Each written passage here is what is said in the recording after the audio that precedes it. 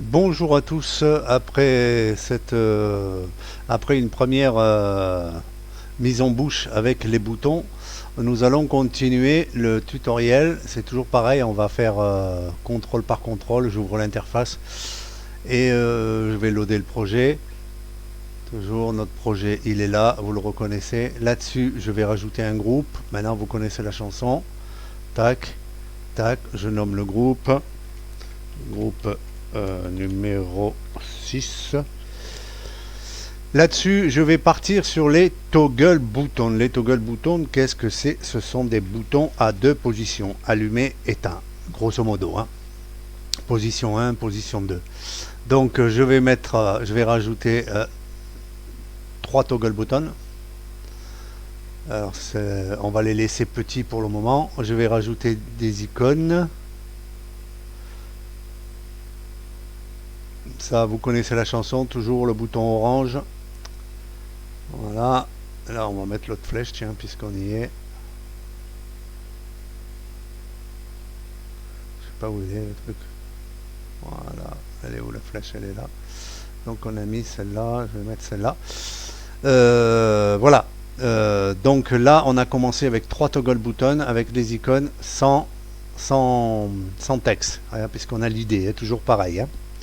Là-dessus, je vais rajouter un séparateur, parce que je vais faire tous les modes en même temps.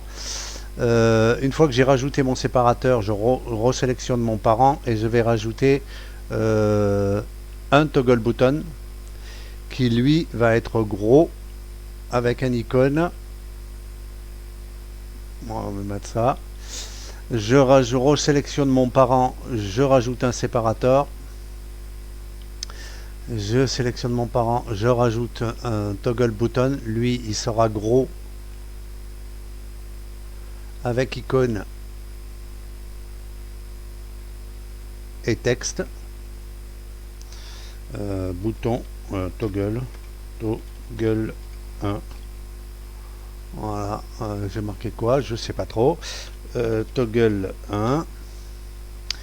Voilà. Donc ici, on a 3 petits toggles, un gros toggle sans texte et un gros toggle avec texte.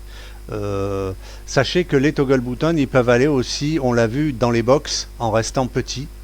On ne pourra pas mettre l'attribut size si on les met dans un box. Ça, mais ça, de toute façon, l'application vous le dira.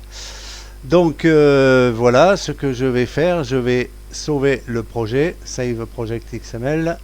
Hop, et je vais, tiens, pour l'occasion, puisqu'on y est, on va regarder un petit peu le code. Vous voyez, il commence un petit peu à grandir le code XML.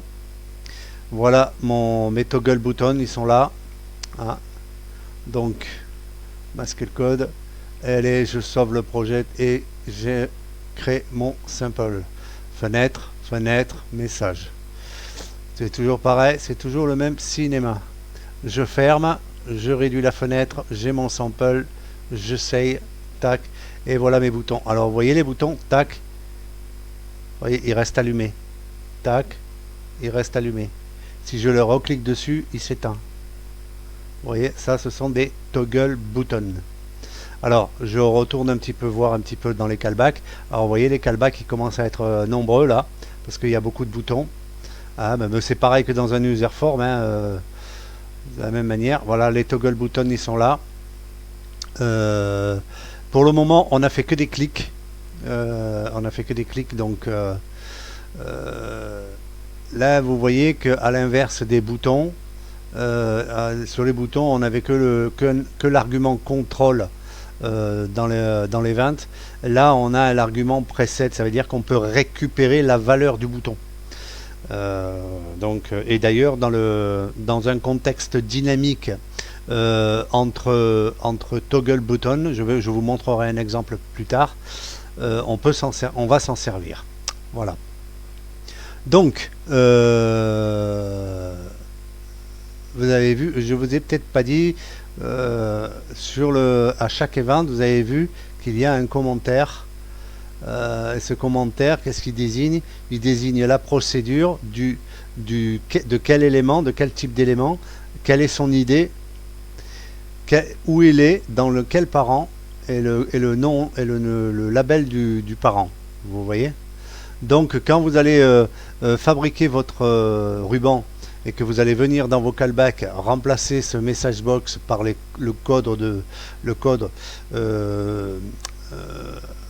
pour votre intention en fait, hein, pour coder votre intention, vous pouvez pas vous perdre. Si vous cherchez, c'est que vraiment vous êtes plus miro que moi. Donc voilà. Somme toute, je pense avoir tout dit là-dessus sur les callbacks. On n'est pas encore sur du dynamique, donc pour le moment on va en rester là. Voilà les loulous pour les toggle buttons. Alors je reviens là-dessus, je sais pas si vous avez vu, on a 3 toggle buttons. On a un gros toggle button, vous voyez, il reste allumé. Vous voyez, il est gros, mais il n'y a pas de texte. Voilà. Et on a un gros toggle button avec du texte. Voilà comment il se présente. Vous voyez. Donc je pense que c'est tout ce qu'il y a à savoir à peu près sur les toggle buttons en direct. Pour le dynamique, on verra après plus tard. Vous allez voir que le get preset, c'est le callback spécialement pour lui en plus. On peut jouer à éteindre les uns et les autres, à faire une espèce de bascule de bouton en bouton comme ça. Je vous montrerai ça plus tard. Voilà pour les toggle buttons. Salut les loulous, à plus tard.